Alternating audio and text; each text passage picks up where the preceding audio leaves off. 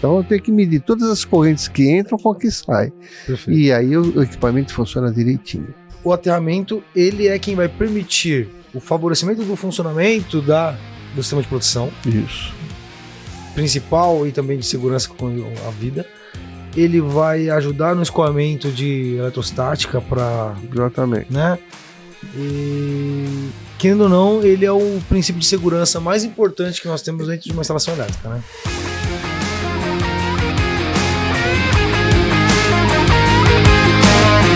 Seja bem-vindo a mais um episódio do podcast Eletricista Classe A, o podcast que faz você, eletricista, se transformar em eletricista fora do padrão.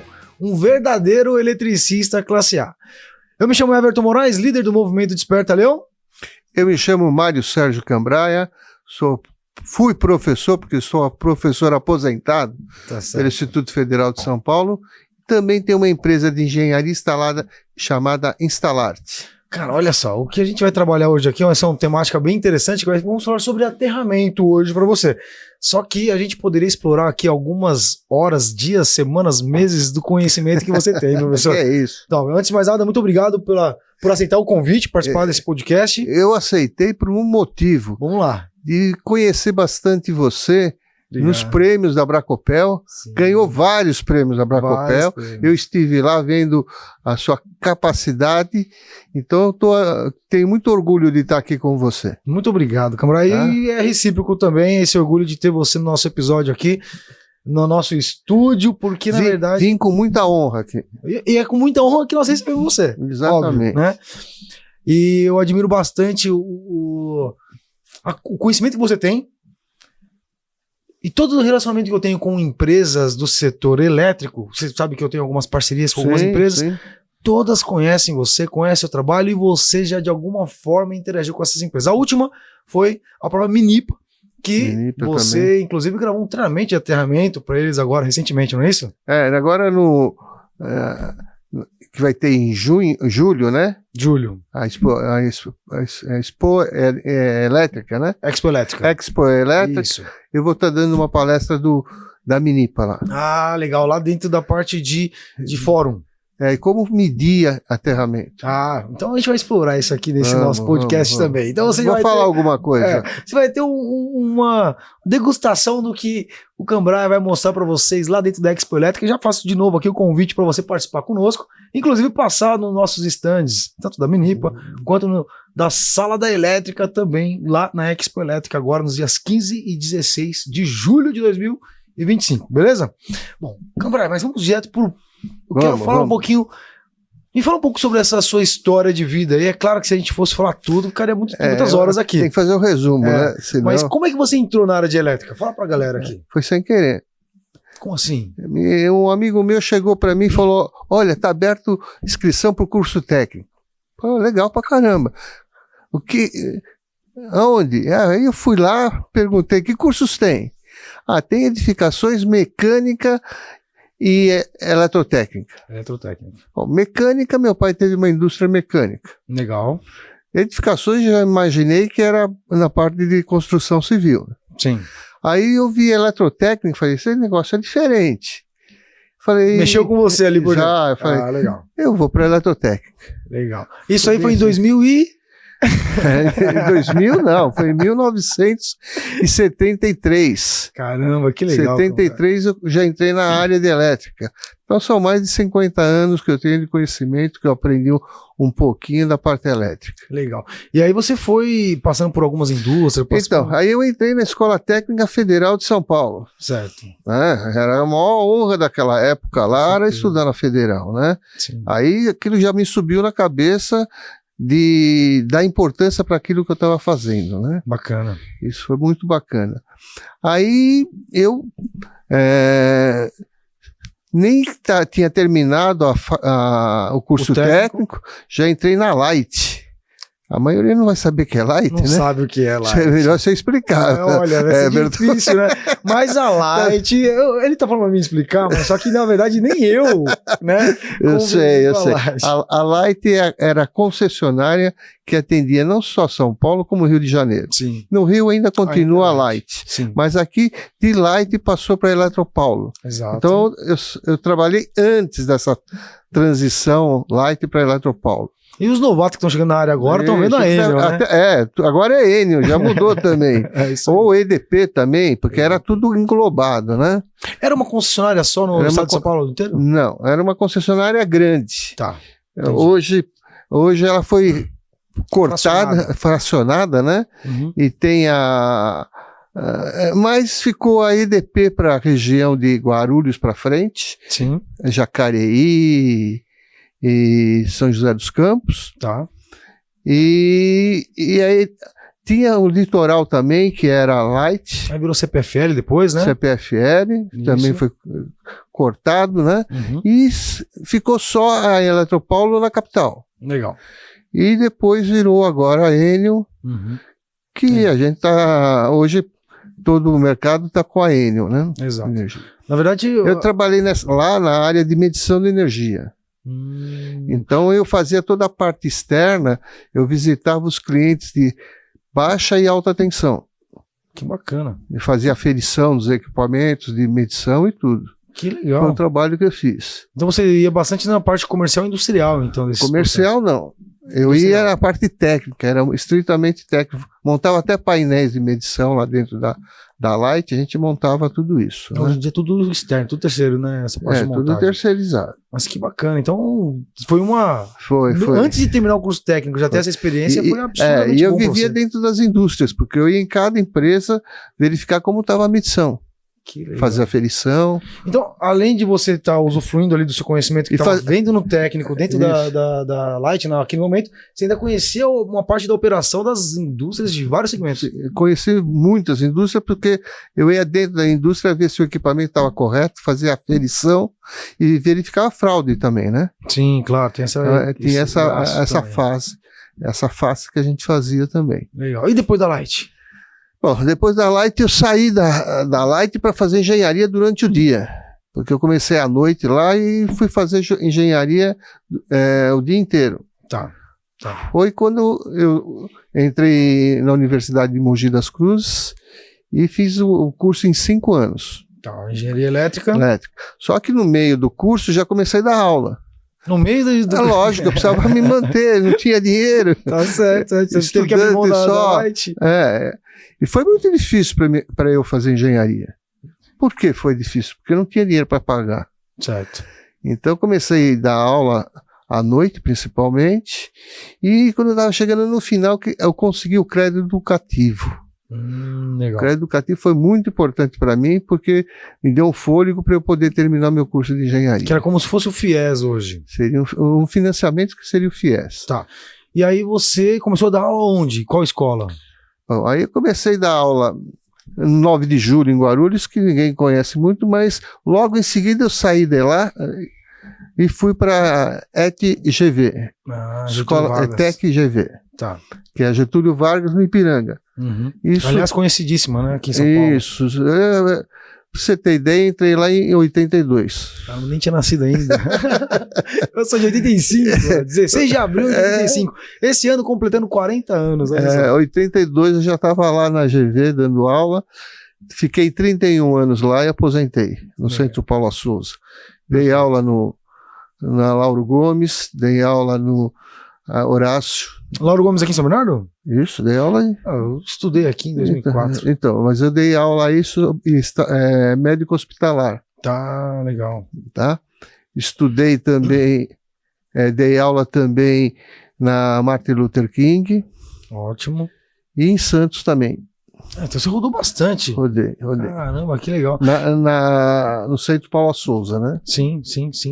E olhando para o seu currículo, assim, dá para ver que você nunca parou de estudar, né? Então você tem ali o mestrado, você tem o doutorado que você finalizou em 2017, assim, e você sempre focou essa parte de elétrica raiz mesmo. Sempre elétrica. Sempre elétrica. Aí quando eu me formei, eu entrei numa empresa de grupos geradores. Tá. Trabalhei 5 meses numa empresa de grupos geradores, aí eu consegui fazer concurso. Eu entrei na Arno, né? Na Arno. A Arno, a parte de eletrodoméstico, né? Sim. Que a turma conhece bem no mercado, tem até hoje. Sim. Mas eu não entrei nessa parte de eletrodoméstico. Eu entrei na parte de autopeças. Autopeças? Naquela época lá, a Arno fazia limpador de para-brisa, circulador de ar, motor de arrefecimento do radiador, motor da antena elétrica, alternador. A Arno fazia tudo isso. Caramba, autopeças mesmo. Isso. E todos esses produtos eu fazia engenharia de aplicação. E eu trabalhava dentro das montadoras de veículo. Fazendo a parte de desenvolvimento mesmo. Então eu acompanhava todos os testes de aprovação, tudo. Desenvolvimento e as-built, né? Depois que estava pronto ali, você ia ver se funcionava mesmo, a parte de não, eu acompanhava no problema de falha no campo, tudo, a gente acompanhava. E fazia também a parte comercial. Legal. Vendendo produto para montadora de veículo. Caramba, que legal. Então foi um trabalho bonito. Mas junto eu já estava dando aula na Getúlio Vargas, na ETEC GV. Ou seja, você conciliou bastante atribuições técnicas ali de profissionais simultaneamente. Eu também me identifico um pouco com isso, né? Com uma proporção talvez um pouco menor, mas em 2005, quando eu comecei a dar aulas no Senai, eu também estava no meio, estava iniciando o curso de engenharia, dava aula de noite, eu dava aula no sábado, trabalhava durante o dia na indústria e à noite estava na faculdade. Ou seja, era correria também. Para você ter ideia, Everton, eu vejo a turma falar, eu trabalho muito, trabalho até 7 horas. Pô, 7 horas, 7 horas da noite, né? Sim. Eu comecei a trabalhar às 7 horas da manhã, que eu entrava na Arno, por exemplo, sim. E ia dar aula à noite, todas as noites eu dava aula. Sim. Eu terminava minhas aulas 15 para as 11. Ou seja... Foi muito corrido. Não vem falar para mim que você trabalhava demais, né? Mas eu trabalhei muito. Legal. Que legal isso aí. Aí, quando eu estava na Arno, eu fiz MBA na Mauá, de gestão de gerenciamento. Tá. Fiz também... Aí eu saí da Arno, né? Fiquei um tempo lá e fui para uma multinacional americana chamada AMP. Tá. Fabricava conectores e terminais, era o maior fabricante, líder mundial de conectores e terminais. Hoje é Taikon. Taikon, ok. E nessa empresa eu fiquei 5 anos, como também fiquei 5 anos na Arno, né? Aí eu resolvi ser professor. De fato. De fato, tá? E aí fiz concurso público na Federal, na Escola Técnica Federal, né? Escola Técnica, ETEC na época, não é isso? Não, era Escola Técnica Federal. Escola Técnica Federal. Escola Técnica Federal. Aí eu entrei lá como professor. E aí eu dava aula na Federal, dava aula na GV e na Luther King, principalmente. Aqui em São Bernardo eu fiquei pouco tempo, fiquei 1 ano e meio só, num curso que foi criado aí que eu dei aula. Que era a parte hospitalar que você comentou. Na parte hospitalar, ela começou e terminou o curso, né? Tá. Mas aí eu fiquei na Federal e na GV principalmente, né? E na Luther King. Aí chegou a época e eu aposentei na Paula Souza. Sim. Aí eu comecei a me dedicar à dedicação exclusiva na Federal. Legal. Mas nesse meio tempo você também fundou uma empresa, tem uma empresa sua também. Quando eu saí Ou seja, não parou em nenhum momento. Da indústria. Quando eu saí da indústria, já montei a empresa. Entendi. Montei a empresa em 91. Quando você saiu da Arno? Quando eu saí da AMP. Da AMP. Já montei uma indústria de engenharia, fazia parte de consultorias, projetos, tudo essa parte. Que está nativa até hoje. Um exemplo, eu fiz consultoria para aprovação do aeroporto de Confins. Legal. Na Copa do Mundo, né? Teve a ampliação, eu que fiz tudo a avaliação para aprovação. Bacana. Fiz vários projetos muito bonitos. Ou seja, pouquíssima importância sua em relação ao meio técnico na parte de elétrica, né? Por exemplo, você falou da Minipa. Sim. O prédio todo da Minipa, a subestação toda lá, fui eu que montei, eu que fiz o projeto. O prédio que está ativo hoje ou o novo que eles estão construindo? O projeto hoje novo era para eu fazer, mas quem está fazendo é um arquiteto em conjunto com os professores do Instituto Federal. Legal demais. Caramba, tem história para contar, hein? Tem os alunos que estão cuidando desse projeto. E me fala uma coisa, o que você acha que é bacana, que te motiva assim a ser tão participativo nessa questão técnica, normas e assim por diante? Fora isso, né, só terminando, a escola técnica virou Cefet, né? Sim. Quando virou Cefet, aí senti a necessidade de continuar. Eu podia até deixar aqui Pode deixar o currículo aí, a turma aí olhando, né? Legal. Eu senti a necessidade de continuar meus estudos. Sim. Você já tinha se aposentado da escola técnica? Isso. Aí fiz lá dentro da Federal, fiz especialização em computação, né? Legal. Depois eu entrei em mestrado. Fui fazer o mestrado na Poli, fiz mestrado na área de eficiência, energias e automação. Legal. Focando na parte de prestação de serviço e também educação também, é isso? Isso. Então, quando eu terminei o meu mestrado lá, fiz na área de iluminação, né? Iluminação pública. Legal. Eu já galguei um espaço maior na Federal. Ótimo. Eu virei coordenador do curso de engenharia. Eu fui o primeiro coordenador do curso de engenharia de controle e automação. O primeiro coordenador. Eu fui um dos que montou o curso. Certo. E peguei para coordenar o primeiro curso de engenharia de todo o Instituto Federal de São Paulo. Foi o primeiro curso de engenharia. O nível de importância lá embaixo, né? Não é de importância, mas de você estar naquele momento, né? Sim. Não, mas estar naquele momento preparado e habilitado para aquela instrução. Isso. Né? Então... O ideal era ter sido doutor já, né? Mas não era naquela época. Não, a escola estava crescendo, né? Perfeito. E aí a gente foi se desenvolvendo tudo. E aí eu voltei para a Politécnica para fazer doutorado. Legal. Aí eu fiz doutorado na área de redes subterrâneas. Só que existia um problema de como corrigir fator de potência em rede subterrânea, onde eu instalar banco de capacitores, essas coisas todas, né? Sim. Então a gente entrou em Smart Grid, que a concessionária era a Eletropaulo, estava montando ainda, né? Tá. E depois, como medir isso, a gente viu, como fazer essas medições e a alocação dos bancos com inteligência artificial.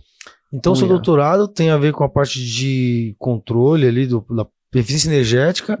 Isso. Com base em inteligência artificial. Inteligência artificial. Em que ano que você... A gente utilizou redes neurais para fazer esses cálculos e inserção. Que legal. Então, o seu doutorado está fundamentado em inteligência artificial.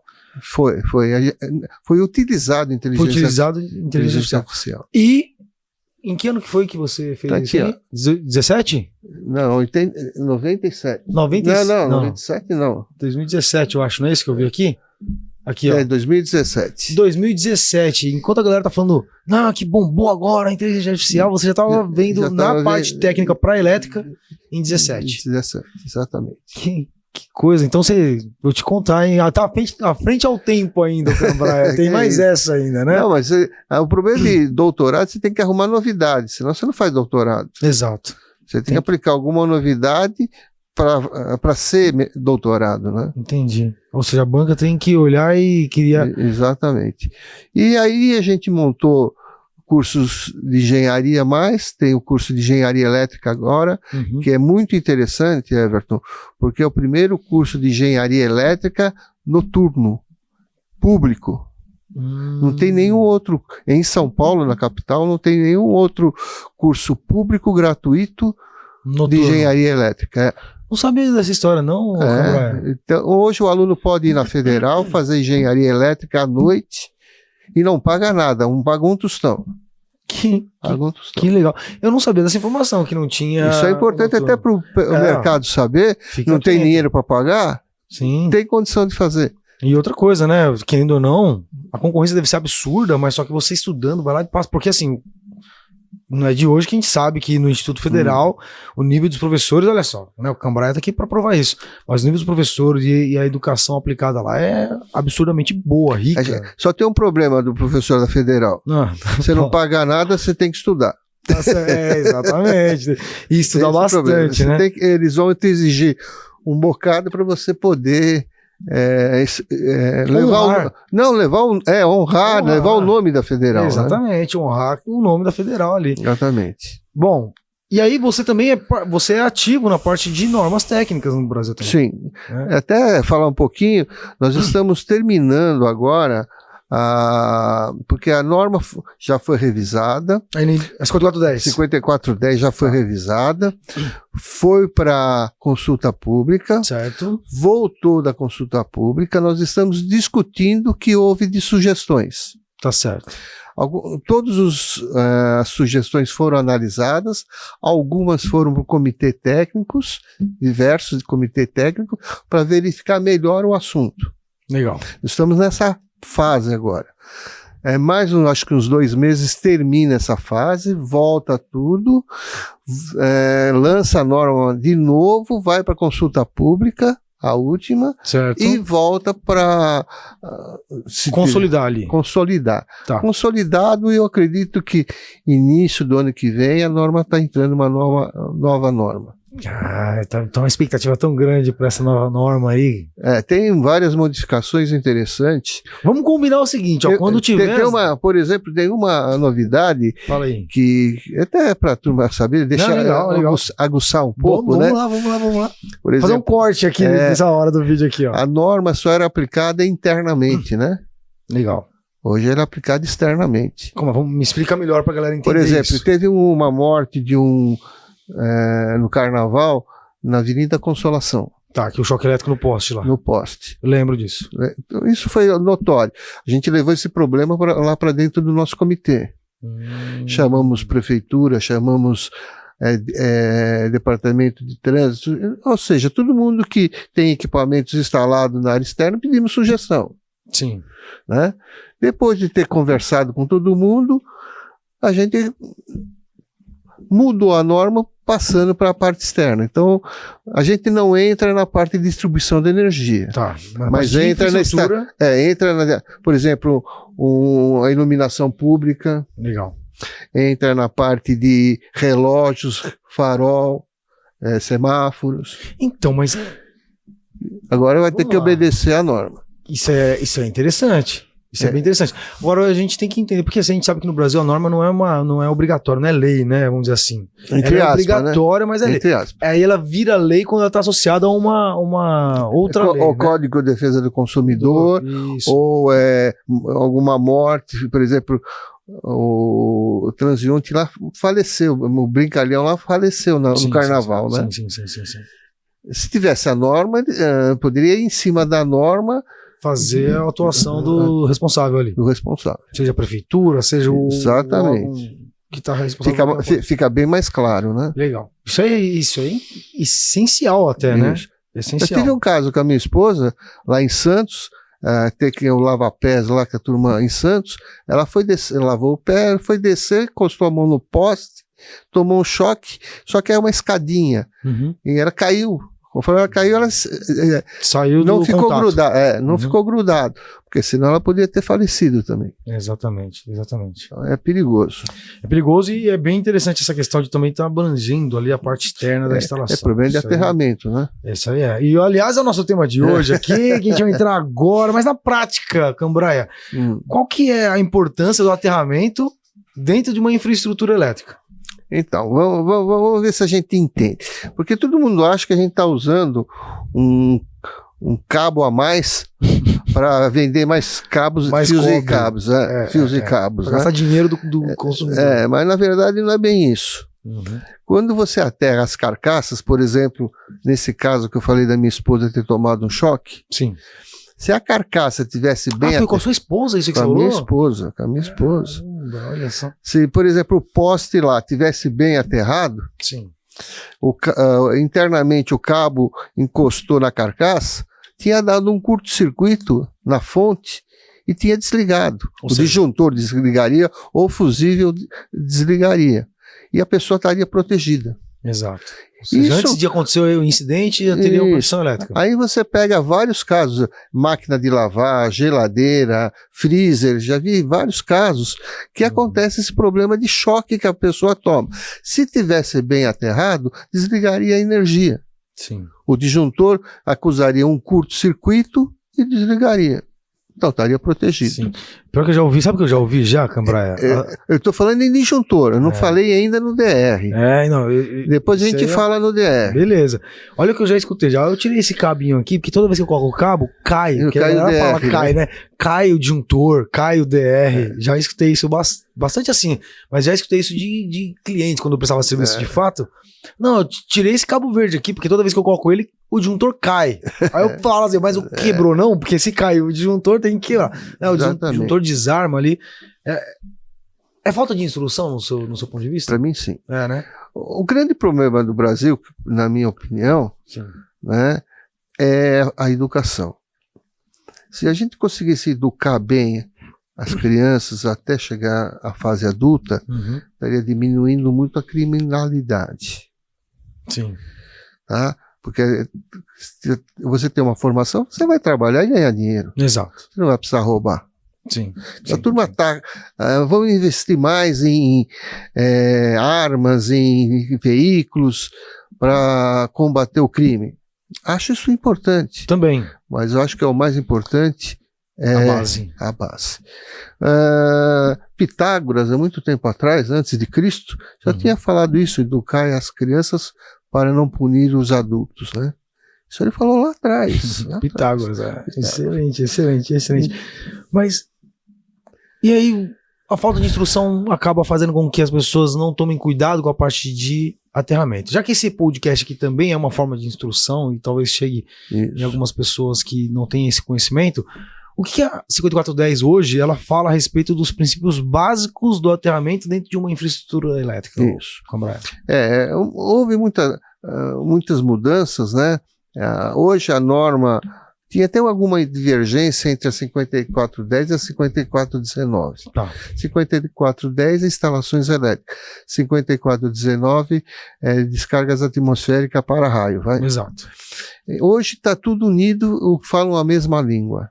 Então não tem mais. Depois da atualização da 19 agora, né? Isso, 14, né? Também já estão terminando essa revisão. Então o que acontece? Hoje você precisa ter um bom aterramento. Para quê? Porque quando existe um evento, né, de curto-circuito, alguma coisa assim, ele atue mais rapidamente. Perfeito. Só que para isso existir, o cabo de aterramento tem que ser o apropriado. Então tem toda a norma falando sobre esse assunto. Perfeito. Então, a turma acha que colocar uma haste resolveu. Não é bem mais assim. A gente usa mais a estrutura hoje. Então, a parte de arquitetura tem que se preocupar com isso. E não se preocupam na hora de fazer a parte elétrica. Constrói todo o prédio e depois chama o eletricista para fazer a parte elétrica. Sim. Aí não aproveitou a estrutura para fazer o para-raio, não pensou por onde vai subir os cabos, não pensou num monte de coisa, depois fica quebrando para poder reemendar e tentar fazer uma instalação elétrica boa. Sim. Então o importante é no início, quando o projeto né? Quando está concebendo o projeto, a parte elétrica ir junto. Isso é primordial. Legal. Então, essa parte de infraestrutura nova, arquitetos que estejam escutando a gente, engenheiros civis aqui também, ou seja, você que está à frente aí dessa parte de infra, de construção, de projetos nessa ordem, fica atento nessa parada aí. É muito importante, né?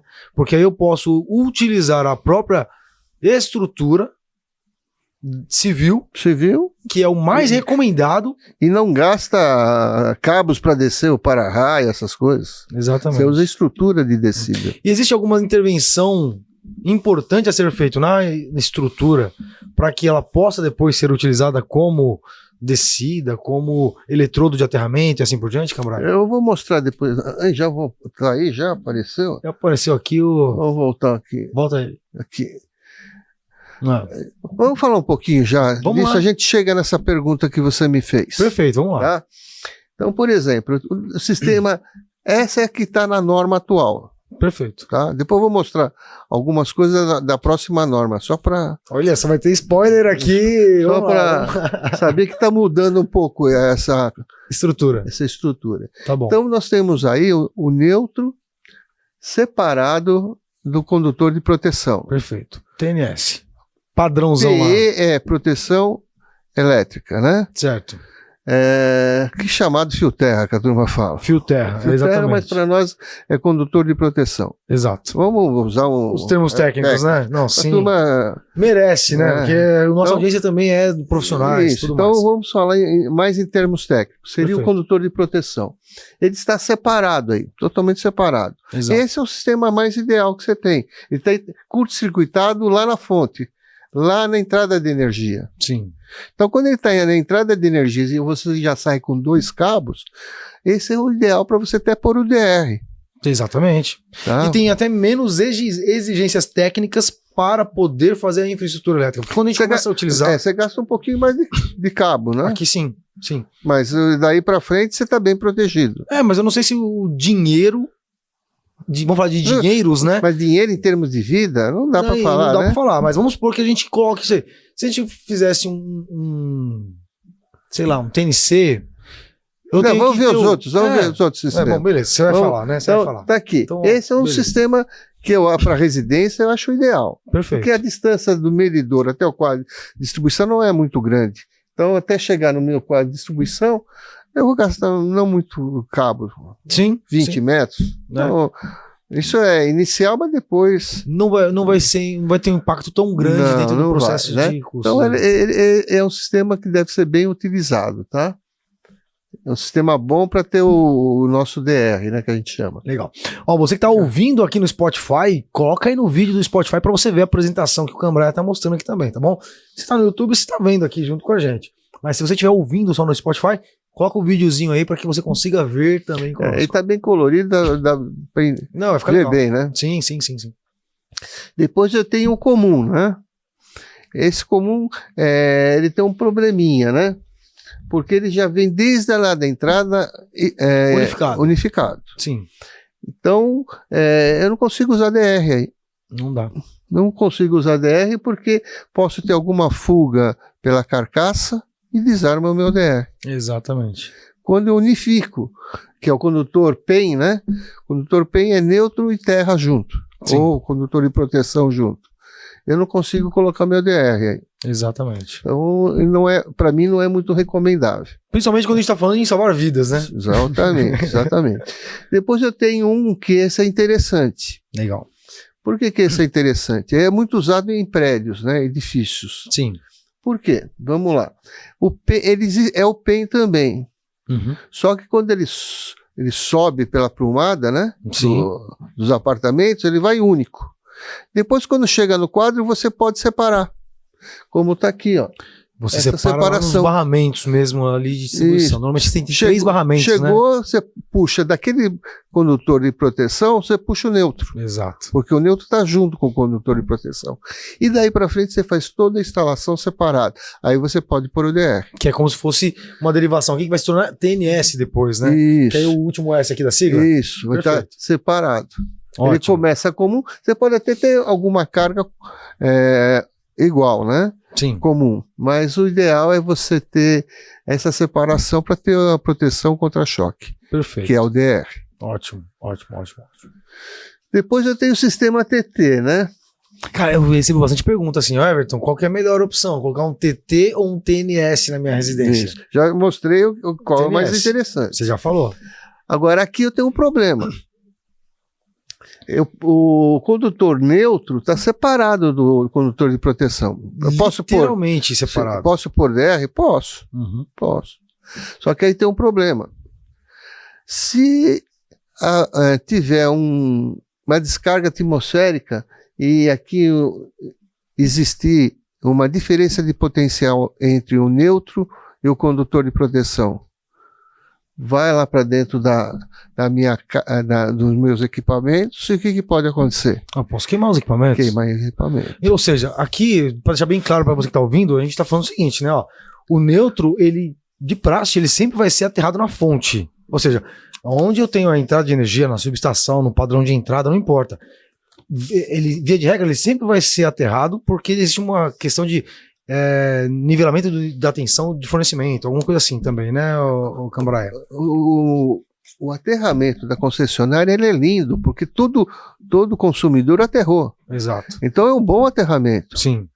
Se eu devo usar, lógico que eu devo, mas eu devo utilizar ele no meu sistema de barramento, que nós vamos ver daqui a pouquinho, que é o BEP nosso. Fazer aquela potencialização de todo o sistema. Então ele deve ir para o BEP nosso. Bacana. Tá? Aí, aqui então, só para concluir meu raciocínio aqui, ó, o que o Cambraia está mostrando na apresentação aqui é o fato de estar totalmente separado fisicamente e somente a terra, né, como conexão, eu tenho uma resistência natural do solo que pode gerar uma diferença de potencial, ou seja, uma tensão elétrica entre o neutro e o terra em uma descarga atmosférica. Isso é muito usado em indústrias muito grandes, que eu não tenho condição de ficar puxando o condutor e proteção para tudo. Tem uma fresadora lá no meio do pátio, eu preciso aterrar ali, aí eu não tenho... Tenho vários prédios, né? Os prédios? Tem vários prédios, eu não consigo ficar puxando para tudo.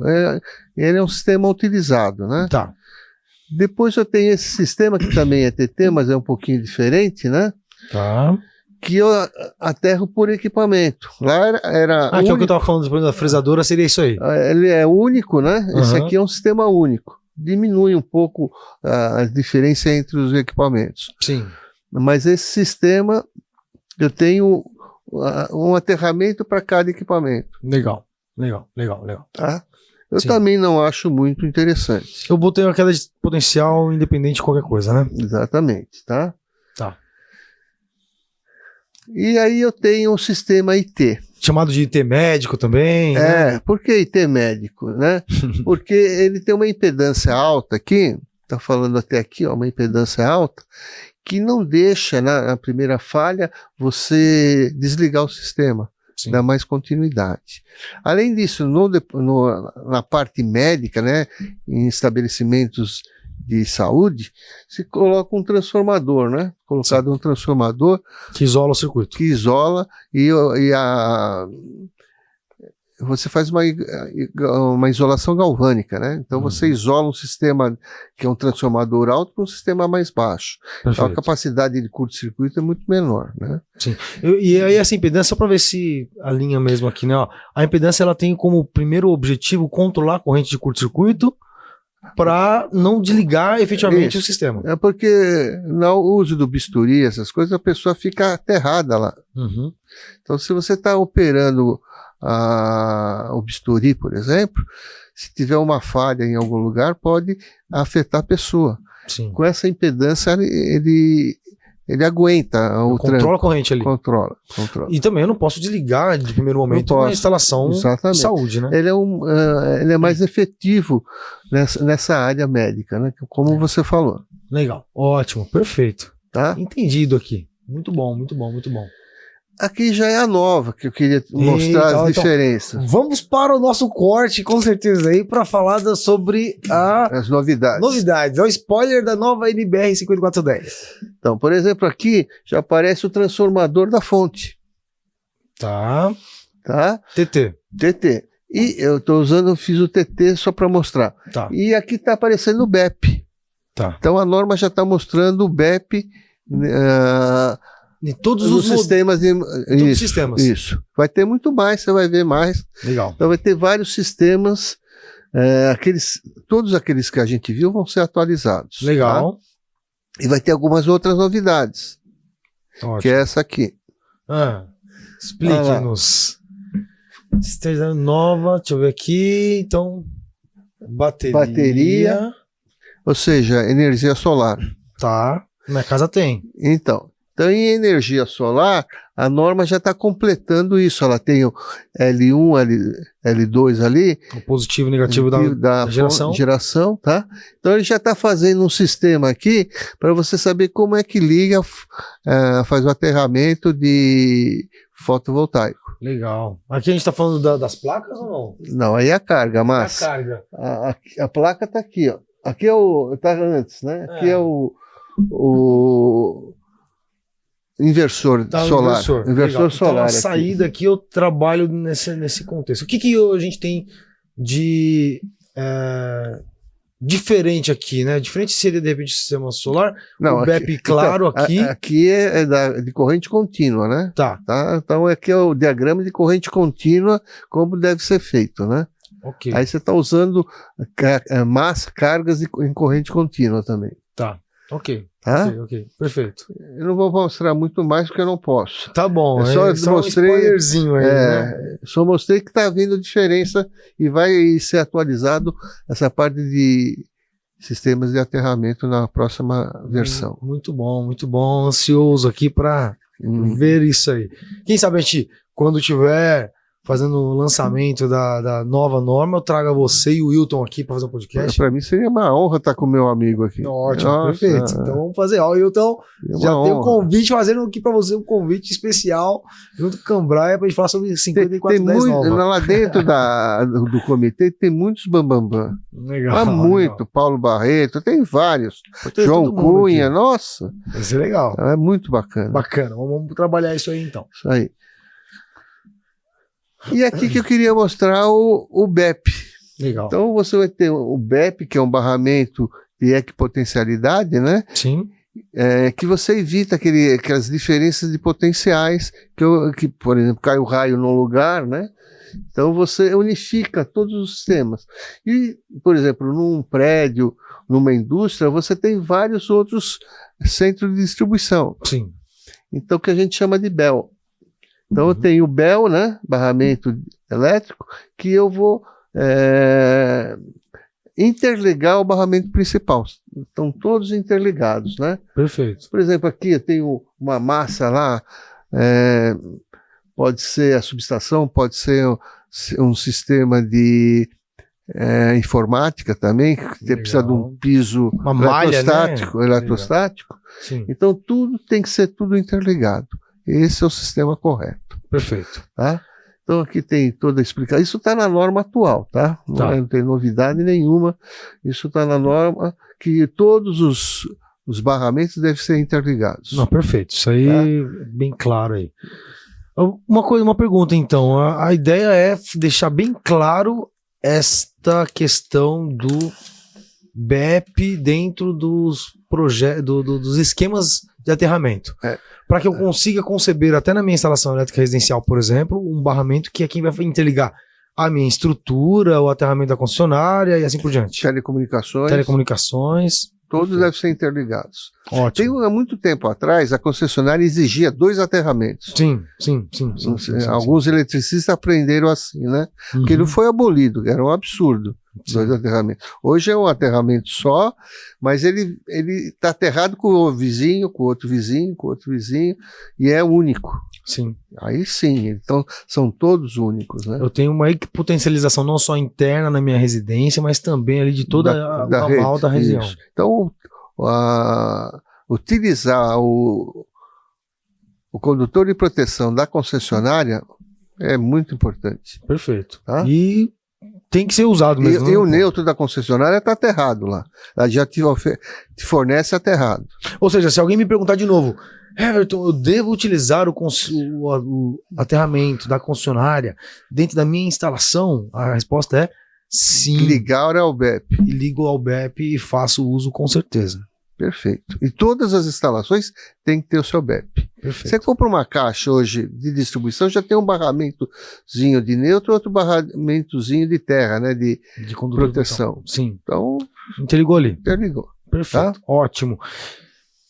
E quando eu quero usar estrutura, você falou melhor aterramento, né? Já estava preparado aí para essa pergunta, vamos lá.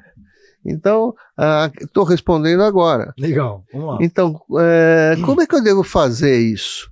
né? Então, quando eu estou na estrutura do prédio, tem todas essas ferragens, eu puxo um cabo, né? Está mostrando aqui, Sim. Um cabo que vai lá para o meu BEP. Certo. Né? Então, lá, outro lugar puxando o cabo para o BEP.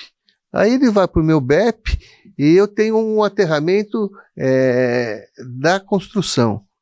Esse aterramento é um dos melhores que tem. Por quê? Porque, vão falar para mim, mas aqui é ferro, lá é cobre, vai dar óxido de redução, não sei o que lá. Uhum. Mas aqui vai estar concreto. Exato. E o concreto, quando ele entra nessa situação, ele tira o oxigênio. Se tirou o oxigênio, não tem problema de corrosão. Legal. É a famosa corrosão galvânica, né? Isso, não tem, porque você tem que eliminar o oxigênio daqui. E o concreto faz esse papel. Isso. Por que o ferro você não tira a oxidação do ferro? Você pode ver o ferro está todo oxidado. Exato. Por que ele não continua oxidando? Porque está sem oxigênio. Está sem oxigênio. Tá? Perfeito. Então você leva para o teu BEP. E quanto maior eu usar aqui, ó, o volume de concreto, né? Melhor. Na minha construção, ele está na parte de baixo. Está reduzindo minha resistência de aterramento. Ou seja, não existe, pelo menos na maioria dos casos, situação melhor do que usar a estrutura civil, porque eu aumento drasticamente o nível de eletrodo dentro da minha instalação. Todos isso é eletrodos, né? Uhum, sim. Que melhoram o meu aterramento. Perfeito. Por isso que é difícil hoje. Uma pergunta bem aleatória aqui. Mas o concreto não vai isolar do solo? Ele é condutivo? Como é que funciona esse negócio? O concreto está úmido, né? Uhum. Ele tem condutividade. Então, ele é um bom condutor. Ele é um bom condutor. Quando ele está úmido, dentro da terra. Perfeito, ótimo. Muito tá? bom, muito bom. Então ele é sempre bom condutor. E mais, né? Você tem o BEP lá mostrando como é um BEP, né? Que é onde estão interligados todos os nossos aterramentos da instalação. Exatamente. E depois eu tenho o meu BEL aí, que é local, né? O BEL quer dizer aterramento e potencialização local, em vários lugares, né? Sim. Então isso é muito interessante e é importante que todos os eletricistas hoje tenham a ideia de fazer isso. Tá. Eu não preciso, tá, puxar um monte de condutor de proteção na minha instalação. Por exemplo, eu puxei um circuito lá para o chuveiro, com cabo 6 milímetros quadrados. Naquela faixa que eu estou puxando, eu posso, desse condutor de proteção, puxar o meu condutor de uma tomada. Ah, legal. Então posso fazer isso, posso usar aquele para fazer um ramal. Não, eu posso puxar junto dele. Por exemplo, eu estou lá no banheiro, né, com condutor de proteção de 6 e vou pôr uma tomada, eu posso usar esse condutor de proteção. Tá, entendi. Tá?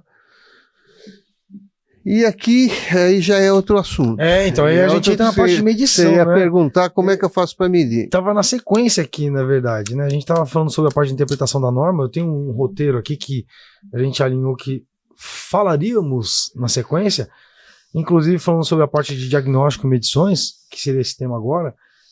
Como que o eletricista ele deve encarar essa questão de medição de aterramento? Se tá bom ou tá ruim. Se tá bom ou se tá ruim. Ponto. Isso aí é uma coisa importante, porque tem muitos alunos, seguidores que chegam até mim. Ele fala em 10 ohms, né? Mas eu tenho que deixar até 10 ohms tá bom, ou é 5 ohms. Outra coisa também. Como é que eu faço para mim fazer a medição do aterramento? Ô Everton, eu vou te perguntar uma coisa. Vamos lá. Pão de açúcar, lá onde fica o bondinho lá em cima. Como é que foi aterrado lá? Rapaz. E aí, como é que foi aterrado? Vou puxar o fio lá de cima e jogar na. Porque lá é. Um morro, é uma montanha. Não é morro, aquilo é pedra. Pedra não é condutivo. Sim. E aí? Então, são coisas que é muito diferente. Cada aplicação é diferente, você tem que estudar, tem que saber a resistividade do solo, tudo você tem que ter várias informações. Por exemplo, lá você cria toda aquela plataforma lá em cima e vira um solo aquilo lá.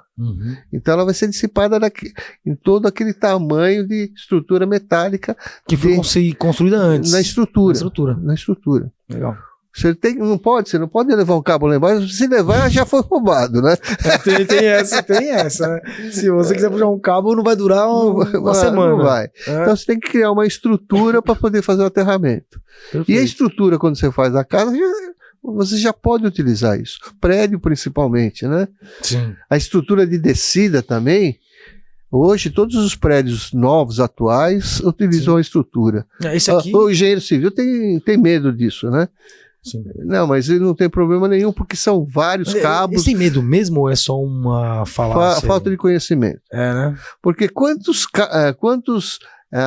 ferragens tem de descida? Nossa, aquilo lá espalha em tudo, não? Ainda mais um prédio mesmo, quando a gente fala de prédio, que é as vigas tipo I. Então, aquelas vigas todas têm que ser interligadas. Sim. Se forem interligadas, aquilo se espalha, some. Esse é o bom aterramento. Sim. Então, quando você mede um aterramento desse, na verdade eu vou mostrar aqui que a gente não mede aterramento para fazer um laudo. Eu vou mostrar. Então aqui. Explica melhor esse negócio, porque eu me pergunto muito essa questão de medição de aterramento. Então vamos ver aqui como é que eu meço um aterramento, né? Tá, na prática. Na prática. Eu tenho que colocar esse transformador aqui, ó. Tá. Até por segurança. Se eu for usar o da concessionária, é uma tensão alta, o transformador é alto. Sim. Então eu faço uma isolação galvânica, eu me protejo para fazer essa medição. Sim. Quando a gente usa um termômetro, a gente precisa desligar a fonte, desligar o aterramento para fazer a medição. É ideal. Mas eu estou falando aqui como é que eu faço com medidores normais. Ó. Eu preciso ter um voltímetro, amperímetro, de preferência de ferro móvel, tá? Tá. Porque aí eu injeto corrente alternada, né? Legal. E nessa região aqui, quando estabiliza, é a minha medição de terra.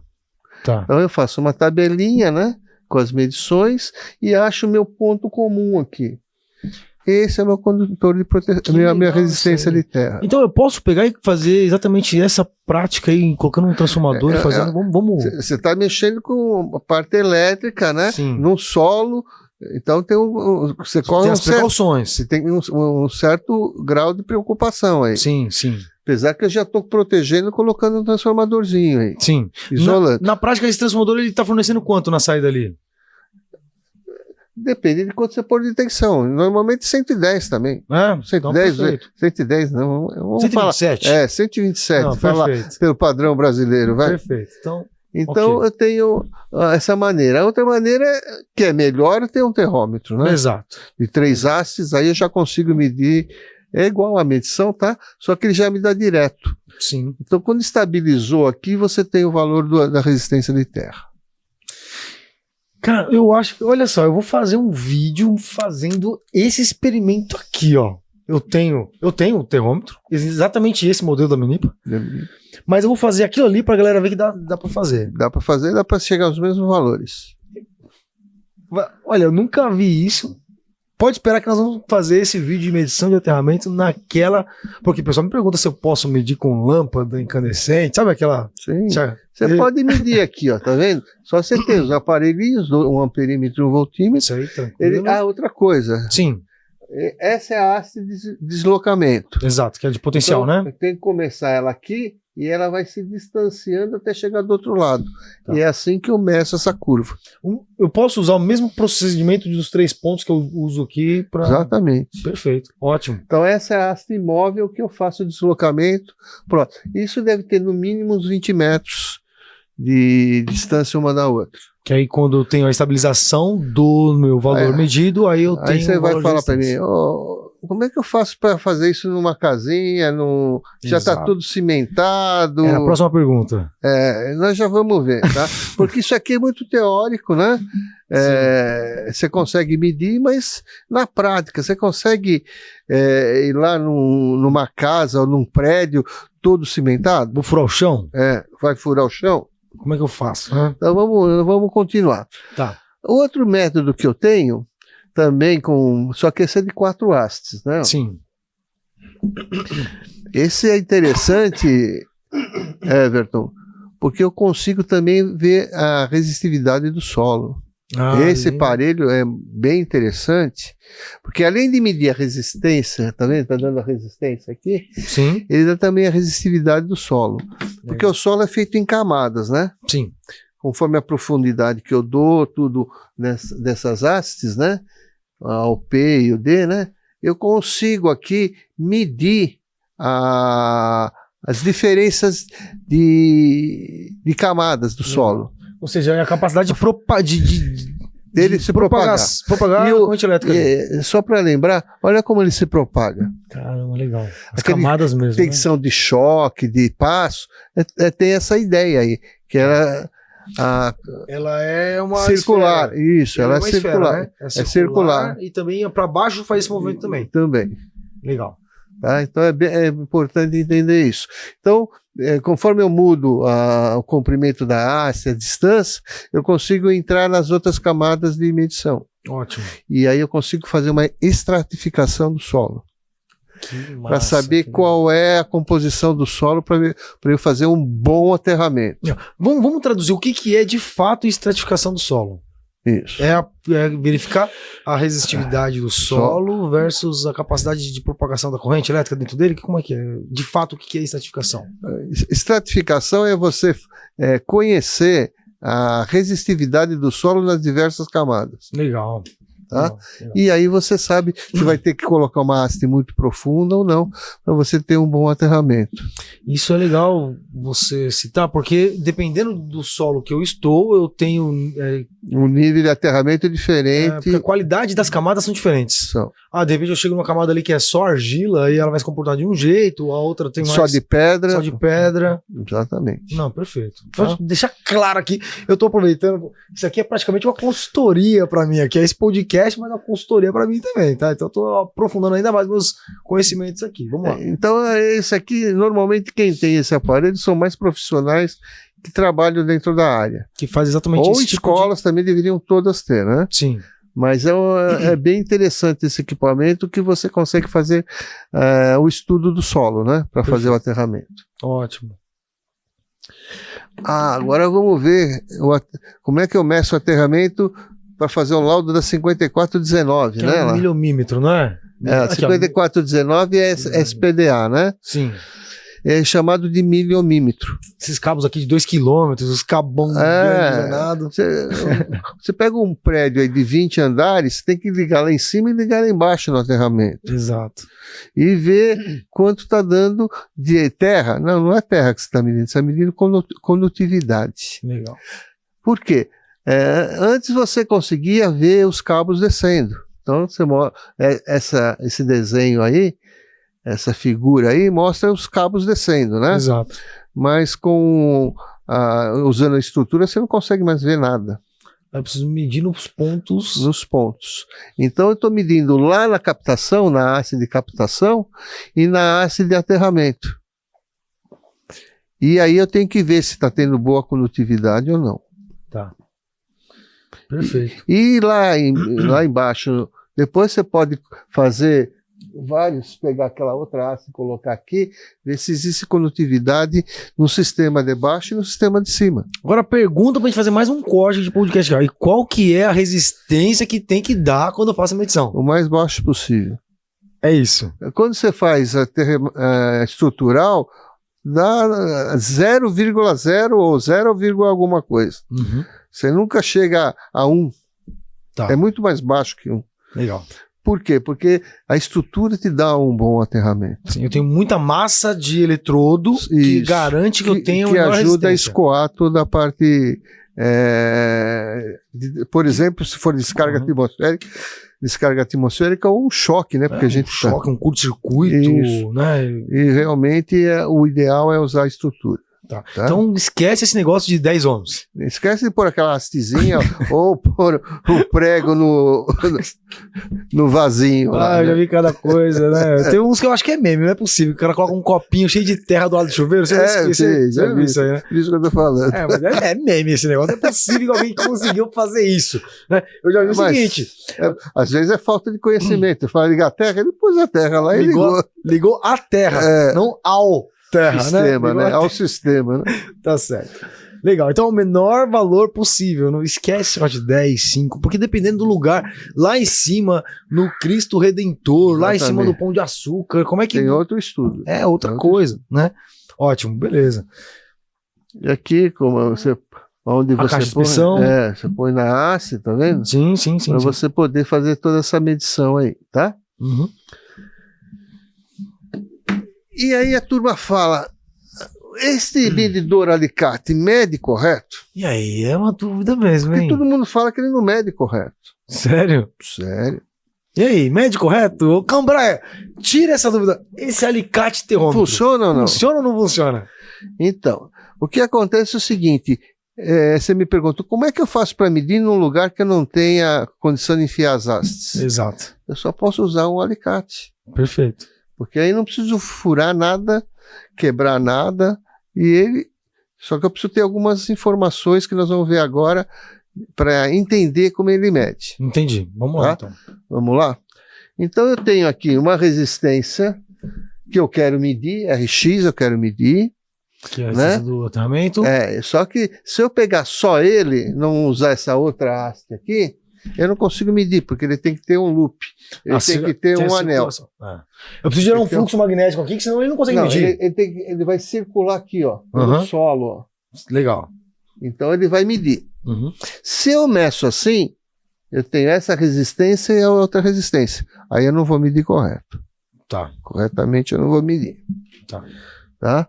Então, olhando lá, a resistência do cabo, a resistência disso, daquilo, estou colocando aí, cabo é desprezível porque é um bom. Sim. Opa, vamos voltar aqui. Voltando. Aqui. Eu vou ter a medida que eu medi, RX mais RC. Tá. RX é a que eu quero encontrar e o RC é conhecido. Não, é do solo. É do solo? É do solo. Tá. É a da outra haste. Tá bom. Então eu não medi corretamente. Tá. Agora, mas eu só tenho essa situação na prática? Não. Eu tenho uma situação aqui que eu tenho várias hastes. Por exemplo, em descargas atmosféricas, eu põe várias descidas. Sim. Várias descidas. Então eu tenho vários pontos. Então, por exemplo, desse jeito, eu estou medindo alguma coisa? Não, tá. estou medindo nada. Tá? Você está antes da distribuição ali dos isso, eletrodos. antes da captação. Uhum. Aqui, também não estou medindo nada. Uhum. Aqui eu tenho o primeiro loop. Sim. Primeiro anel. Sim. Depois eu tenho outro anel. Sim. Depois eu tenho mais outro anel. Perfeito. Então, quando eu tenho vários anéis, o que acontece? Quando você coloca resistências em paralelo, o que acontece? Eu consigo Se eu coloco dois iguais, ele vai caindo pela metade. Menor do que a menor resistência. Eu vou caindo, chega uma hora aqui que o RC é muito baixo. Não, fica tranquilo, Cambraia. Cara importante igual você, vai ter muita gente ligando mesmo. Fica à vontade aí. Tá. Perfeito. E aí nós temos ali a resistência medida, encontrada ali. O RC vai ser muito pequeno. Sim. E aí ele vai ser desprezível para a medição que eu estou fazendo. E também tem outra coisa. Quando eu meço alguma coisa de resistência, depende do tempo. Uhum. Se o solo tiver mais água, encharcado, a resistência é mais baixa. Eu vou medir numa época de seca, a resistência é mais alta. Sim. Então, pequenas diferenças. Não vai fazer tanta diferença assim. Não, você vai fazer uma medição que você vai ter segurança no que você está fazendo. Eu preciso identificar se existe qualidade na parte de... Então, o que acontece? A medida que eu estou fazendo aqui é a medida correta. Tá. Vai ter uma diferençazinha insignificante. Tá. Porque o paralelismo dela tirou. Porque eu estou medindo essa haste que eu quero medir. Ok. Tá? Então vamos supor, na minha residência lá, se eu quero fazer se é uma residência, né? Eu quero fazer essa medição e aí eu vou encontrar quais são os pontos que eu tenho de eletrodo e eu vou fazer nos eletrodos e tirar a média disso. Isso. Tá bom. Não, eu posso fazer vários pontos e ver como estão os meus várias hastes de aterramento. Legal. Isso é mais para prédio, que tem várias hastes de aterramento, né? Tá. Em uma residência que tem uma só, eu consigo fazer a medição estimada dessa forma. Em prédios, mesmo usando a estrutura do prédio, se você for no subsolo lá, você vai ter vários pontos de medição. Tá. As caixas que você abre, você vai ter vários pontos de medição. Perfeito. Então você sabe que tem várias descidas. Então, aquela medida que você faz, vamos dar uma olhada lá. Tá vendo? Eu vou ter várias descidas. E nessa descida aí eu consigo medir corretamente. porque é o valor correto. Ótimo, muito bom, muito bom, muito bom, muito bom. Tá? Ótimo, perfeito. E aqui, pergunto, o que eu tô lendo no ar? Será que eu tô lendo alguma coisa certa? Pela sua explicação, eu tô lendo aqui a estrutura que tá promovendo o primeiro loop aqui, né? Isso, depois tem os outros e os outros. Então, o meu alicate no ar está medindo corretamente a haste 1. Haste 1. E o B? O B não aqui eu estou medindo resistência de solo, tá? Sim, sim.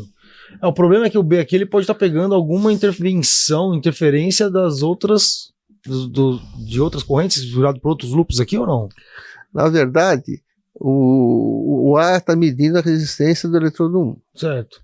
E o B eu estou medindo continuidade. Do 3 e 4. É. Entendi. Então eu consigo também, além de medir o aterramento, medir continuidade. Legal. Tá? Isso é bem interessante. Eu posso verificar então se as minhas, se for nesse caso, né? As minhas conexões aqui estão íntegras também. Exatamente. Perfeito, cara. Então esse alicate aí não serve só para medir o aterramento. Serve para medir continuidade também. Que massa isso, muito bom, muito bom. Então é uma maneira de você ter segurança e não preciso quebrar nada, né? Não precisou. Porque normalmente eu já tenho os pontos de medição nas caixas de inspeção e assim por diante. Exatamente. Ou eu uso aquele outro miliomímetro que também mede continuidade, sim, né? Para eu saber como é que está tudo. Está feito. Muito bom. Eu ia perguntar aqui a respeito dos principais erros, só que a gente acabou falando aqui também. Foi, conforme a apresentação, né? Foi falando aqui dos principais erros a respeito da medição de aterramento. Mas, Cambrai, então vamos falar o seguinte, né? Resumindo para a galera aqui, qual que é a importância de você ter conhecimento a respeito do nível de resistência que você tem na instalação elétrica para o funcionamento de fato da elétrica em si? Eu sei que a gente já respondeu isso durante todo o podcast, mas para a gente resumir isso aqui então agora. Então, o aterramento ele é muito importante em vários sentidos ou em vários itens da instalação elétrica. Você pega uma fábrica de computadores, você vai entrar no laboratório, você tem que ser aterrado por pulseira de aterramento. Eletricidade estática, assim por diante, né? Por causa da eletrostática. Uhum. E se eu estou carregado, coloco a mão num equipamento sensível, eu posso queimar esse transistor, esse CI. Sim. Eu trabalhava na Toledo Balanças e lá na Toledo tinha um laboratório de placas, né, que era o nome do departamento, onde era feito tanto a manufatura das placas, quanto também reparos, e lá dentro era isso. Primeiro que o piso é totalmente estruturado para o ambiente, você entrava, tinha que usar a pulseira eletrostática. Espora. Exatamente. Espora. Então é muita capa com fios para fazer uma gaiola de aterramento. A capa não tinha não, eu acho, hein? Na Unis e na Borros, né? Uhum. E na IBM eles utilizavam até capa para você entrar lá, para você ficar aterrado. Que legal. Muito bom, muito bom, muito bom. Isso em eletrostática. Sim. Em choque, já falamos da geladeira, é importante ter. Ou seja, eu costumo dizer, quando eu sou questionado a respeito de algumas coisas sobre aterramento, eu costumo dizer o seguinte, Cambrai, que o aterramento, ele é quem vai permitir o favorecimento do funcionamento do sistema de proteção. Isso. Principal e também de segurança com a vida. Ele vai ajudar no escoamento de eletrostática para... Exatamente. Né? E, querendo ou não, ele é o princípio de segurança mais importante que nós temos dentro de uma instalação elétrica, né? É um dos itens. Sim. Então vamos lá. Mas quase todos vamos fazer o resumo? Vamos fazer um resumo. Vamos fazer um resumo.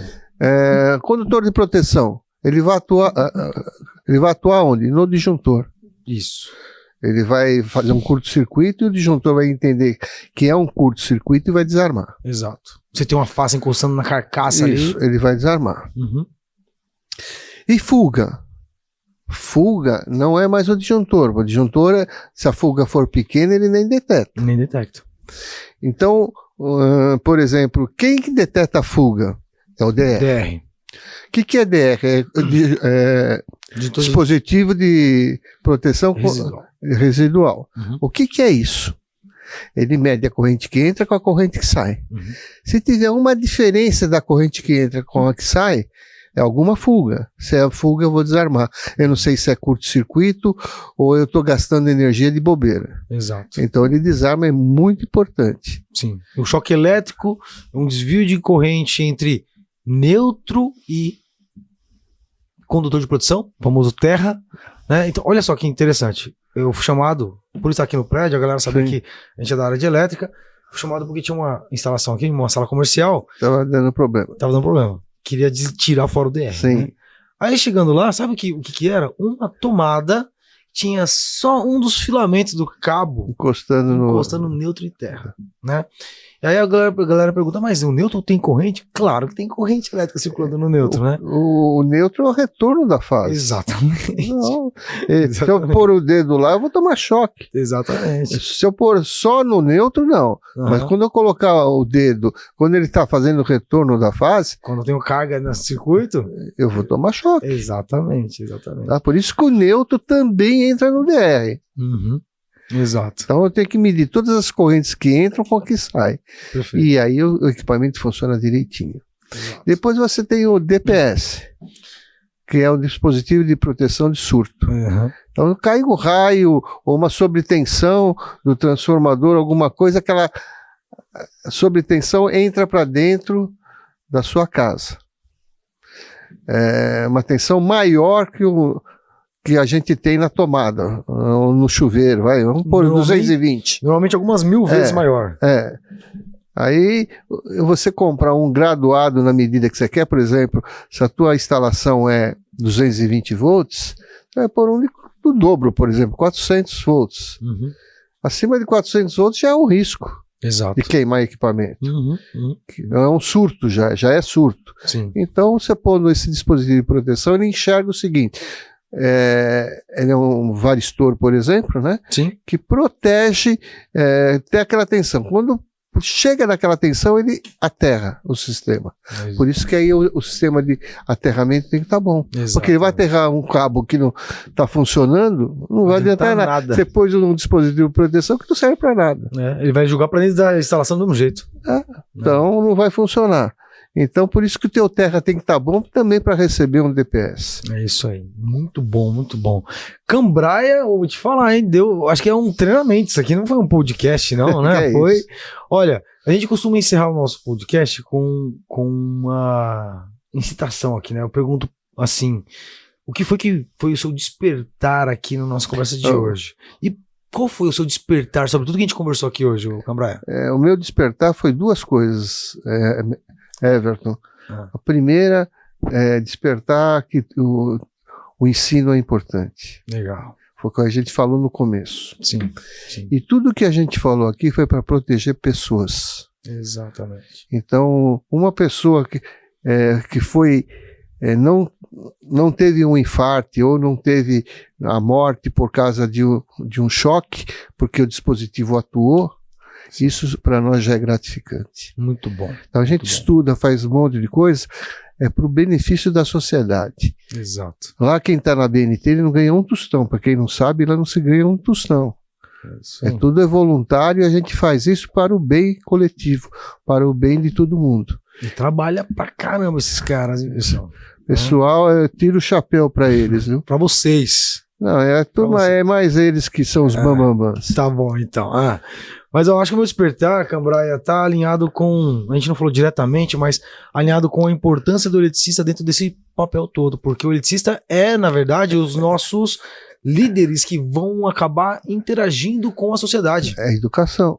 Tem que fazer curso, tem que assistir as suas palestras, os seus podcast, vídeo, curso, tem que fazer para se atualizar. Muito bom. E eu aprendo até hoje, porque eu assisto também, um colega falando, dá uma ideia para mim que eu não tinha. Exato. Isso me ajuda muito. É isso. A gente está em constante evolução e aprendizado, né? Ninguém nasceu sabendo tudo. Exato. Ninguém. E provavelmente não vai conseguir morrer sabendo tudo. Isso. Então é uma evolução constante, né? Isso. A outra coisa que eu estou à disposição também, se alguém precisar, deixa eu voltar lá. Coloca aí os seus contatos aí, as suas redes. Voltaram aqui, deixa eu ir lá no final. Opa, aqui. Então, se alguém precisar falar com o Cambraia, o e-mail é... Coloca em tela cheia pra gente aqui, Gabriel, por gentileza. Aqui. Isso. Aí o contato é... Dá uma avançada aí. Isso. mscambraia@outlook.com. Isso. Na minha empresa hoje, Everton, eu estou trabalhando principalmente com medição de energia. Legal. Eu tenho os analisadores de energia, custam caro. Sim. Mas eu tenho 3 analisadores de energia porque eu preciso para o trabalho. Sim. Então eu instalo e faço levantamento para poder um prédio instalar carregadores elétricos, veiculares. Hoje eu estou trabalhando direto nessa área para carregamento de veículos elétricos, para ver se suporta, quantos pontos eu posso pôr e tudo. E ar-condicionado também. O prédio não tem ar-condicionado, precisa pôr ar-condicionado. O prédio suporta colocar ar-condicionado? É uma pergunta interessante. Né? Então, tudo isso tem que ser estudado. Qualquer aumento de carga tem que ter um engenheiro, um técnico responsável para saber o estudo. Não pode chegar lá, está desligando o disjuntor, tira e põe um maior. Isso não existe e não pode. Nenhuma instalação, não só comercial, predial, industrial. Então, realmente tem que fazer uma análise. E outra atualidade, né, que você pode um dia me chamar aqui também para a gente conversar. Já está convidado já. Sobre harmônicos, né? Isso aí é um negócio... É uma coisa que quando eu comecei a estudar, pessoal, não existia, ninguém falava em harmônico há 50 anos atrás. Sim. Com o decorrer foi usando, a eletrônica foi crescendo, usando várias frequências diferentes e injetando na linha. Uhum. Essas frequências diferentes de 60 Hz na linha, vai poluindo a linha. Sim. Isso pode queimar equipamento, pode danificar a instalação. Você com um aparelho normal, você não consegue detectar. Não. Então só com analisadores de energia que você consegue fazer um estudo e ver quais são as frequências que está te danificando a tua parte elétrica, está queimando outros equipamentos. E é o que hoje vocês estão fazendo na sua empresa. Eu faço também na minha empresa. Installart. Na Installart. Eu até coloquei aqui, né, Instituto Federal, Centro de Pesquisa, a Installart e a sala de elétrica. Muito bom, muito bom. Cambraia, olha, foi incrível esse nosso bate-papo. Muito obrigado novamente. Parabéns por toda a trajetória. Eu quero te cumprimentar por você estar levando um monte de informação, estudo, né, para esse pessoal que precisa. É isso. E na escola da aula, isso é para o profissional, mas você está atingindo muito mais pessoas do que eu. Sim. Então, por isso que eu quero te cumprimentar, que esse trabalho que você faz é magnífico. E está convidado para novos episódios. Quando quiser, é só chamar. Perfeito. Dentro dos meus conhecimentos que puder ajudar, eu fico à vontade. Ótimo, isso aí. E venho com prazer. Pessoal, me falem o que vocês acharam do nosso episódio. Tá? Compartilhem, porque esse conhecimento técnico é extremamente importante e relevante. Sigam também o professor Cambraia aí nas suas redes sociais. Se você procurar Cambraia lá no Instagram, você já vai encontrar, vai lá e segue ele para que você consiga ter acesso a mais conteúdos e mais informações técnicas de peso, né? Muito obrigado novamente. Que é isso. E de novo, reforço que nós vamos marcar novos... Fico aguardando o teu chamado. Perfeito, então. Tá? Gostei bastante. Espero que o público tenha gostado, porque a gente procurou passar a maior informação possível para vocês. Com certeza eles gostaram. Na verdade, pessoal, comentem aí pra gente, tá bom? Um forte abraço, galera, e até o nosso próximo episódio, na próxima quinta-feira, do episódio do podcast Eletricista Classe A. Até breve.